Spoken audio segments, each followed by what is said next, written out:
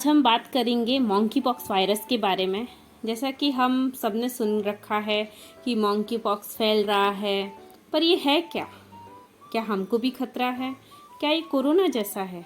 ऐसे बहुत सारे सवाल हमारे माइंड में आते हैं। लेकिन सबसे अच्छी बात ये है कि कोरोना जैसा नहीं है। फिलहाल तो यही पता है कि ये कोरोना जैसा नहीं है, मतलब ये इतना रैपिडली नहीं फैल रहा। ठीक है, अभी हम देखेंगे ये है क्या।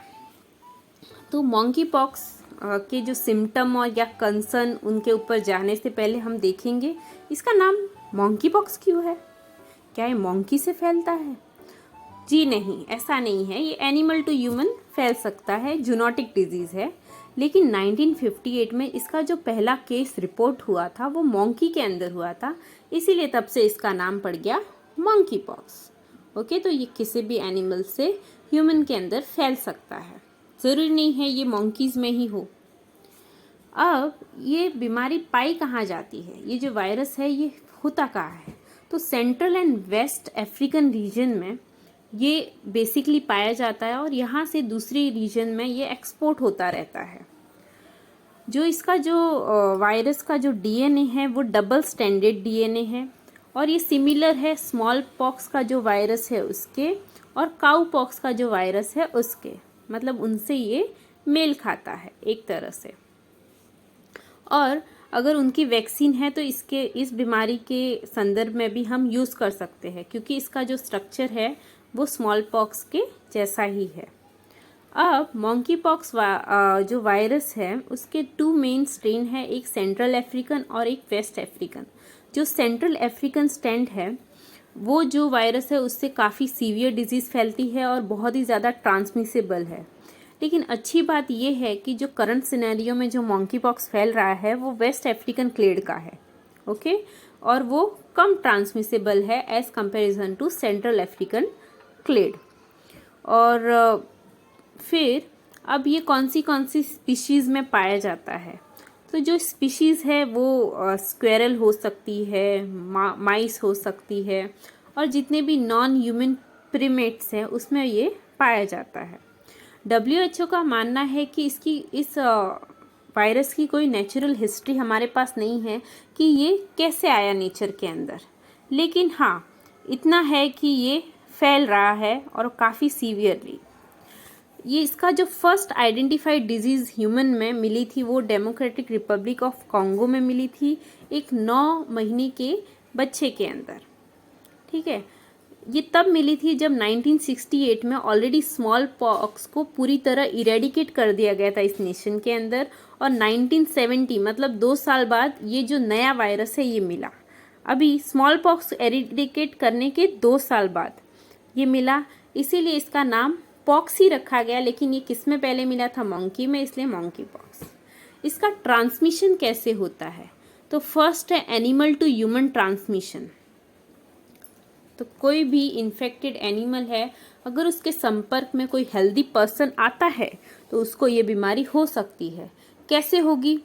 Direct contact with blood, bodily fluid, या फिर lesson of infected animal, eating inadequately cooked meat and other animal products of infected animal is a possible risk factor.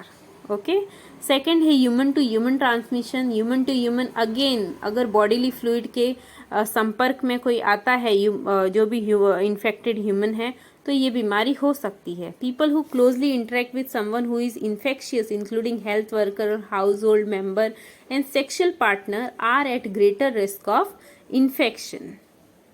Okay, तो ये तो हो गया कि कैसे फैला। एक ऐसा भी केस है कि अगर कोई प्रेग्नेंट लेडी है उसके प्लासेंटा में, ओके, प्लासेंटा जो बेबी का प्लासेंटा है उसके थ्रू फीटस के अंदर भी ये बीमारी जा सकती है। अगर कोई प्रेग्नेंट लेडी है, उसको मॉन्की पॉक्स है और वो प्रेग्नेंट है तो उसके फीटस को भी ये बीमारी हो सकती है, या तो क्लोज कॉन्टेक्ट ड्यूरिंग और after birth. Monkeypox sign and symptom. The disease is usually a self-limited disease and typically lasts for 2 to 4 weeks. The incubation period is usually 6 to 13 days, but it can range to 5 to 21 days. Typical symptoms include fever, headache, muscle ache, ये सब। ठीक है, lack of energy, इसके symptom generally same है corona जैसे, लेकिन ये बहुत ही ज़्यादा पेनफुल है। इसमें बॉडी पे दाने निकल आते हैं। अभी मैंने इमेज नहीं डाले हैं, इमेज भी देखोगे तो बहुत डर लगता है ऐसा। तो कोरोना तो फिर भी ठीक है, एक तरह से इतना दर्द नहीं होता। इस बीमारी में बहुत ज़्यादा आपको झेलना पड़ता है बेसिकली। अभी इसका डायग्नोसिस कैसे करते हैं? Nucleic acid amplification test such as PCR is the preferred laboratory test. Optimal diagnostic sample of monkeypox are from skin. अगर कोई इन्फेक्टेड पर्सन के स्किन है तो उसके सैंपल्स भी लिए जा सकते हैं। Monkeypox treatment and vaccine, frankly speaking इसकी कोई वैक्सीन अभी तक अवेलेबल नहीं है, पर क्योंकि इसका हमने पहले भी देखा DNA स्ट्रैंड है वो स्मॉल पॉक्स के वायरस से मिलता जुलता है, तो जो भी इंसान है अगर वो इन्फेक्टेड है तो उसको स्मॉल पॉक्स की ही वैक्सीन लगाई जाती है ड्यूरिंग दी ट्रीटमेंट। और अभी इंडिया जैसे नेशन को चाहिए कि ज़्यादा से ज़्यादा स्मॉल पॉक्स की वैक्सीन उपलब्ध करे, क्योंकि अभी ये सब जगह फैल रहा है। काफ़ी हाई केसेस आ रहे हैं यूरोपियन कंट्रीज़ में। अभी हम देखेंगे आगे कि कैसे केसेस आ रहे हैं, कितने ज़्यादा केसेस आ रहे हैं। कनाडा में तो उनको वैक्सीन भी अवेलेबल नहीं है उनके पॉपुलेशन को देने के लिए। तो ऐसी कंडीशन जो हम पहले भी भुगत चुके हैं कोरोना के केसेस में, वो फिर से ना हो, तो इंडिया को अभी प्रिपेयर होना चाहिए। मैं फ्रेंकली चाहती हूँ कि इंडियन गवर्नमेंट इसके लिए कुछ करे। आई होप सो फिर से ऐसी सिचुएशन ना आए जो कोरोना के केसेस में आई थी। अभी करंट सिनेरियो क्या है अक्रॉस दी वर्ल्ड? तो अभी 16,000 केसेस रिपोर्ट हो चुके हैं। आज मैं ये वीडियो रिकॉर्ड करी हूँ 27 जुलाई को। तो 16,000 केसेस अभी तक आ चुके हैं 75 कंट्रीज़ में, और 5 मौतें भी हो चुकी है। The outbreak is heavily concentrated in Europe. The 5 deaths has been reported in African nations. Okay. Some countries are beginning to record a decline in cases, but 6 countries this week reported their first cases. अभी इसके जरिए हम समझेंगे कि क्या हुआ है। ये जो दोस्तों आपके सामने है, ये 7 दिन का जो भी रिकॉर्ड है मॉन्की पॉक्स की केसेस का, वो दिखाया गया है। तो स्पेन में देखो 3,000 के करीब केसेस है। यूनाइटेड स्टेट में 2,000 केसेस रिपोर्ट हुए हैं, मतलब लगभग 2,500 के करीब। जर्मनी में 2,000, यूनाइटेड किंगडम में भी 2,000, फ्रांस में 1,500, लगभग 1,500 केसेस रिपोर्ट हुए हैं। ये सब यूरोपियन कंट्रीज़ है। ओके, नीदरलैंड, ब्राज़ील, कनाडा, पुर्तगाल और इटली में भी केसेस आए हैं। इंडिया में अब तक 4 केसेस आए हैं। अब ऐसे एकदम ऐसे मत हो जाओ कि नहीं इंडिया में तो 4 ही केसेस आए हैं। अब पहले कोरोना का भी 1 ही केस आया था, लेकिन बाद में हमने देखा क्या हुआ। तो अभी से सब लोग अवेयर रहे इस बीमारी के लिए, आगे चलकर ऐसा केस ना हो जैसा कोरोना में हुआ था, है ना। अभी 3,000 केसेस, ऐसे सब केसेस रिपोर्ट हो रहे हैं, तो इसका मतलब ये नहीं है कि ओके ये ऐसे ही हो रहा है, चलो कोई नहीं, हम तक कैसे आएगा। बेटा कुछ पता नहीं चलता। WHO's advice regarding monkey pox. WHO ने अभी इमरजेंसी भी घोषित कर दी है, ग्लोबल इमरजेंसी, क्योंकि ये जो केसेस है ये बहुत बढ़ते जा रहे हैं। 23 जुलाई को ग्लोबल इमरजेंसी घोषित कर दी गई है। WHO ने कहा है ये कॉन्टेनेबल है, इसको डिटेक्ट किया जा सकता है और इसको आइसोलेट करके हम इसको और ज़्यादा फैलने से रोक भी सकते हैं।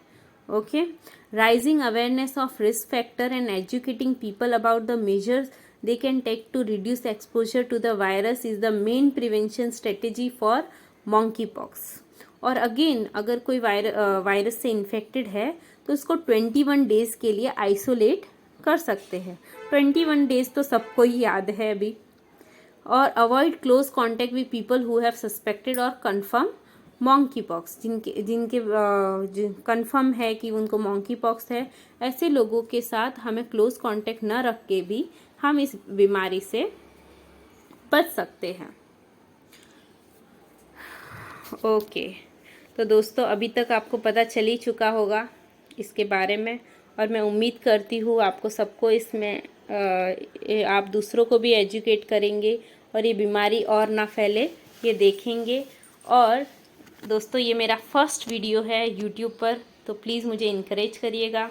और अगर आपको अच्छा लगे वीडियो तो like share and subscribe. Thank you so much. God bless you all.